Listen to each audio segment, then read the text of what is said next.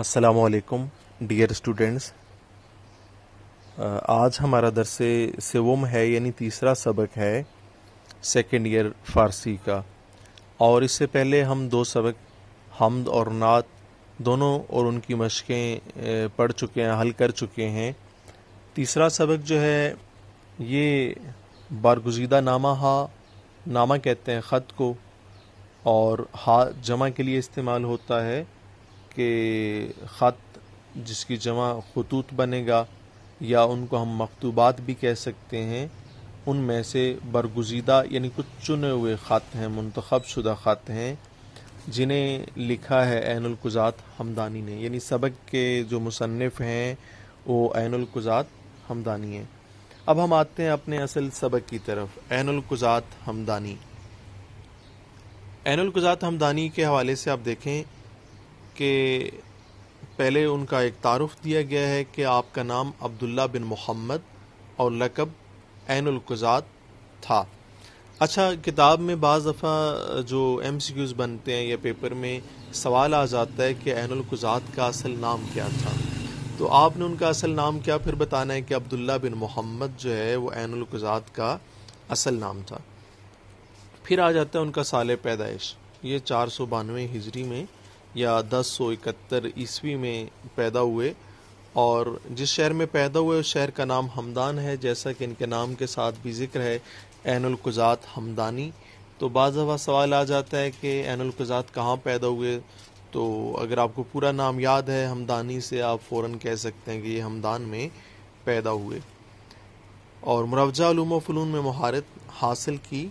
21 برس کی عمر میں شیخ احمد غزالی سے ان کی ملاقات ہوئی.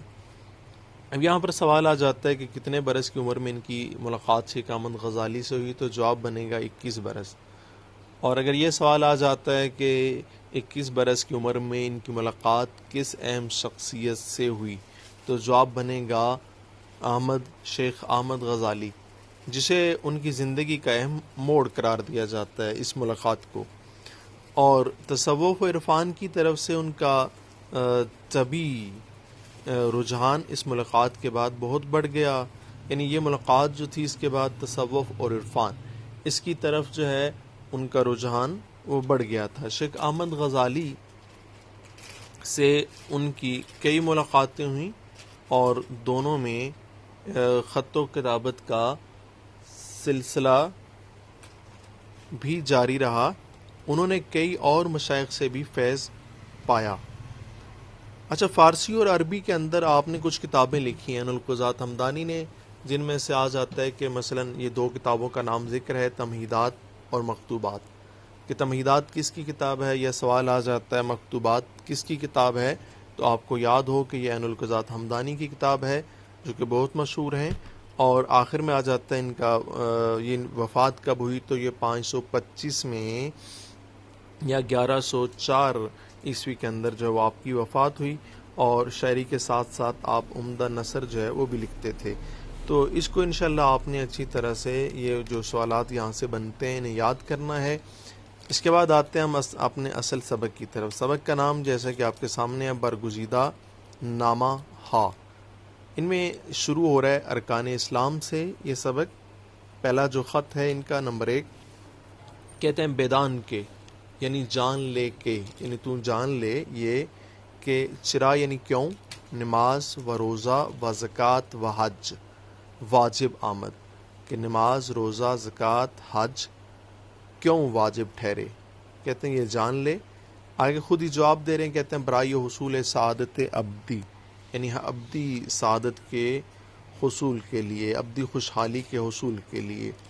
اے عزیز، سعادت یعنی خوشبختی جو ہے از محبت خدا خیزد، یہ اللہ کی محبت سے پیدا ہوتی ہے. یعنی اگر آپ کے دل میں اللہ کی محبت ہے تو آپ خوش بھی رہ سکتے ہیں، اور آپ کے وجود کے اندر خوشحالی بھی آ سکتی ہے.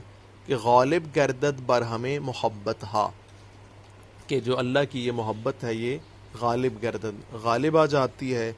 بر کا معنی پر، ہمیں یعنی ساری، محبت ہا محبتوں پر، یعنی ساری محبتوں پر یہ اللہ کی محبت جو ہے غالب آ جاتی ہے. علامت غلبہ یہ محبت خدا آن بود، کہتے ہیں علامت غلبہ محبت خدا، اللہ کی جو محبت ہے اس کے غلبے کی علامت آن بود یہ ہوگی کہ محبوبات دیگر، محبوبات کہتے ہیں پسندیدہ ترین چیزوں کو، دیگر یعنی دوسری، کہ دوسری تمام وہ چیزیں کہ جنہیں انسان پسند کرتا ہے ان کو درعو توانت باخت، یعنی اللہ کی محبت میں ہارا جا سکے، توانت باخت یعنی ہارا جا سکے۔ پھر کہہ رہے ہیں کہ زن و فرزند و مال و جاہ و حیات و وطن ہمیں محبوبات است، وہ پسندیدہ ترین چیزیں کون کون سی ہیں؟ کہتے ہیں ان میں پہلی چیز بیوی ہے، پھر فرزند یعنی اولاد ہے، پھر مال ہے، پھر جاہ یعنی محبت ہے، پھر حیات یعنی زندگی ہے، اور وطن یعنی وطن ہے۔ یہ ہمیں محبوبات است، یہ ساری کی ساری پسندیدہ ترین چیزیں ہیں۔ پھر کہتے ہیں حج ماہ کی است، حج جو ہے یہ کسوٹی ہے، پیمانہ ہے، تا خود در زیارت خانہ خدا، تاکہ انسان خود جو ہے وہ اپنے آپ کو اللہ کے گھر کی زیارت کے لیے توانت ٹھیک ہے کہ لے کر آئے، کہ فراق ان محبوبات اختیار کند، تاکہ ان تمام پسندیدہ ترین چیزوں سے جدائی اختیار کرے۔ پھر کہتے ہیں یا حب انہا غالب است، یا ان چیزوں کی محبت جو ہے وہ غالب ہے انسان کے اندر، وہ نمی گزارد کہ حج کند، اور وہ اسے حج نہیں کرنے دیتی۔ دوسرا جو پوائنٹ ہے وہ ہے روزہ۔ روزے کے بارے میں کہتے ہیں کہ ماہ یہ بھی کسوٹی ہے، پیمانہ ہے، کہ خود بے ترک انہا بے توانت گفت، کہ یہ جو پسندیدہ ترین چیزیں ہیں ان کو ترک کیا جا سکے، در رضائی خدا، اللہ کی رضا کے لیے، اللہ کی رضا میں، یا این غالب است، یا پھر کہتا ہے کہ ان چیزوں کی محبت غالب ہے، وہ نمی گزارت کے در رضائی خدا کوشد، اور وہ انسان کو اللہ کی رضا میں یہ کوشش نہیں کرنے دیتی۔ تیسری چیز کہتے ہیں کہ مال از محبوبات است، مال بھی پسندیدہ ترین چیزوں میں سے ہے، زکوٰۃ دادن ماہ کی است، اور اس کی کسوٹی جو ہے وہ زکوٰۃ ہے، زکوٰۃ دینا کسوٹی ہے، پیمانہ ہے، اما کہتے ہیں بہرحال مگر نماز جو ہے بالائی ان ہمیں ارکان است، کہ یہ جو ارکان تھے نماز، روزہ، حج وغیرہ، ان سب میں نماز جو ہے وہ سب سے اوپر ہے، ان ارکان میں سب سے اوپر نماز ہے۔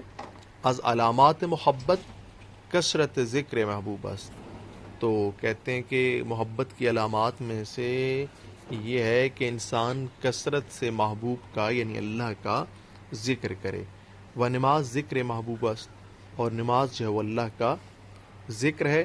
وہ ہر کے نماز دوست نہ دارد، اور ہر وہ شخص جو کہ نماز کو دوست نہیں رکھتا، نشان آن است کہ خدا محبوب او نیست، یہ اس بات کی نشانی ہے کہ اللہ اس کا محبوب نہیں ہے۔ دوسرا جو خط ہے وہ ہے ایمان کے بارے میں۔ ایمان کے بارے میں یہ جو خط ہے اس میں عین القضات ہمدانی لکھتے ہیں کہ برادر عزیز بدایت ایمان تصدیق دل است، کہتے ہیں کہ اے عزیز بھائی، بدایت ایمان، ایمان کی ابتدا، بدایت یعنی ابتدا، تصدیق دل است، دل کی تصدیق ہے، چنان کے شک را درآن مجال نبود، یعنی اس طرح سے کہ اس میں شک کو ذرا سی بھی دخالت نہ ہو، اس کو مجال نہ ہو، چون این مایا از تصدیق در درون حاصل بود، کہتے ہیں جب یہ سرمایہ جو ہے اندر کی تصدیق سے جب حاصل ہوتا ہے، آدمی را برآن دارد کہ حرکات و سکنات خود بے حکم شر کنند، تو کہتے ہیں کہ اس کا نتیجہ یہ نکلتا ہے کہ انسان کو یہ اس سطح پر لے کر آتا ہے ایمان کہ اس کی حرکات اور سکنات جو ہیں وہ شریعت کے حکم کے مطابق ہو جاتی ہیں۔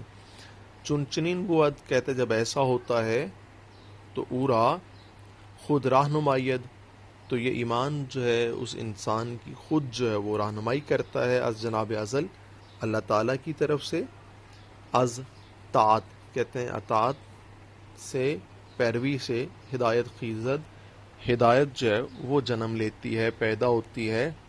چون ہدایت پدید آید کہتے جب ہدایت جو ہے وہ ظاہر ہو جاتی ہے، آن تصدیق دل یقین گردد، تو وہ جو کہ دل کی تصدیق ہے وہ یقین میں بدل جاتا ہے، بدل جاتی ہے۔ چون میوے کہ از خامی بے پختگی رسد، جیسے کوئی پھل جو ہے وہ اپنے کچے پن سے پکے پن کی طرف جاتا ہے، یعنی کچا پھل جو ہے وہ پکا ہو جاتا ہے، ایسے ایمان بھی انسان کے اندر پختہ ہو جاتا ہے۔ تو یہ آپ کا سبق جو ہے وہ عین القضات ہمدانی کے خطوط میں سے 2 منتخب شدہ خط تھے، جن کو آپ نے انشاءاللہ اپنی کی بک سے بھی، ٹیکسٹ بک سے بھی اچھی طرح سے پڑھنا ہے۔ ان کا ترجمہ جو ہے وہ آپ نے صحیح طریقے سے یاد کرنا ہے، اور جیسے کہ پہلے بھی کئی دفعہ کہہ چکا ہوں کہ ترجمہ یاد کرنے کے لیے آسان ترین فارمولہ یہ ہے کہ کتاب کے اندر آنے والے جو مشکل الفاظ ہیں جن کے معنی آپ کی بک میں موجود ہیں، آپ ان الفاظ اور معنی کو اچھی طرح سے یاد کریں۔ جب اچھی طرح سے آپ کو الفاظ معنی یاد ہو جائیں گے تو انشاءاللہ آپ جو ہے وہ یہ سبق اچھی طرح سے یاد کر لیں گے اور ذہن نشین بھی ہو جائے گا۔ یہ ہمارا جو ہے تیسرا سبق تھا۔ پہلا سبق ہم تھا، دوسرا نعت، اور تیسرا برگزیدہ نامہ ہا۔ اور انشاءاللہ آپ جو ہے وہ ان تینوں اسباق کے نام بھی یاد کریں گے۔ پہلا سبق کس نے لکھا تھا، دوسرا کس نے لکھا، تیسرا کس نے لکھا، تو یہ آپ نے اچھی طرح سے یہ بھی ساتھ یاد کرنا ہے۔ تو یہ انشاءاللہ آپ اس کو اچھی طرح سے یاد کریں گے، اس سبق کو سنیں گے، سمجھیں گے، اور دعا گو ہوں کہ اللہ رب العزت جو ہے وہ آپ سب کا